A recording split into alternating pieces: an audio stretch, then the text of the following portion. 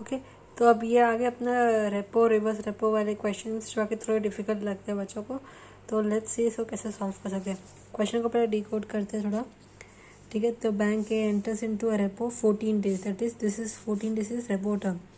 10% government security मतलब ये coupon rate हो गया, ठीक है। एट 5.65 मतलब मेरा रेपो रेट हो गया।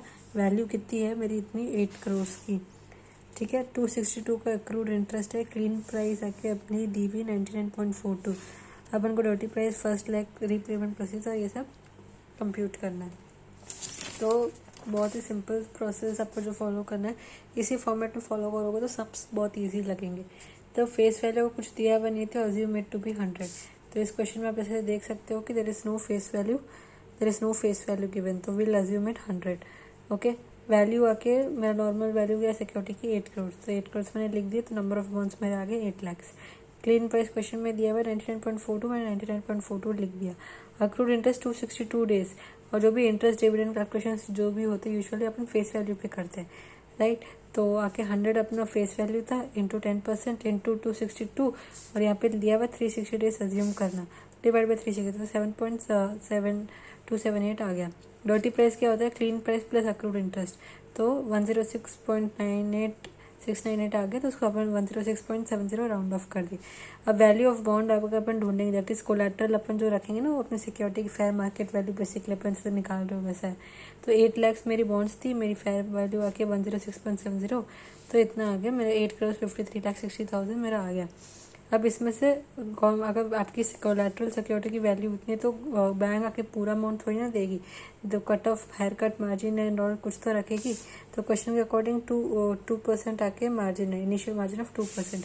2% वो कट ऑफ करके मतलब 98% खाली आपको लोन देगी, तो इतना आपको वो लोन देती है। बाकी आपको रेपो इंटरेस्ट मतलब इंटरेस्ट जो चार्ज करेगी, loan amount into interest into number of period that you have borrowed.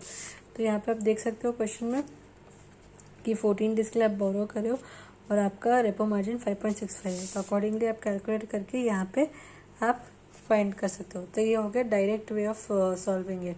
अब कुछ रिवर्स कैलकुलेशंस वाले सम्स भी आते हैं, जैसे कि आप ये वाला सम क्वेश्चन देख सकते हो, क्वेश्चन नंबर 53। क्वेश्चन नंबर 53 में ना अपन को नॉमिनल वैल्यू, सिक्योरिटीज एंड फिर वो फाइनल पेमेंट ऑफ कैश, तो कुछ भी नहीं करना है, ठीक है। कुछ भी नहीं करना है, सेम जिस ऑर्डर में मैंने आपको क्वेश्चन नंबर 52 कराया ना, उसी ऑर्डर में सब कुछ लिख दो। जो भी डेटा आपको मिल रहा है, राइट एवरीथिंग देयर डाउन, ठीक है। फिर उसके बाद से अपन फिर सब रिवर्स वर्किंग करना कंप्यूट करेंगे।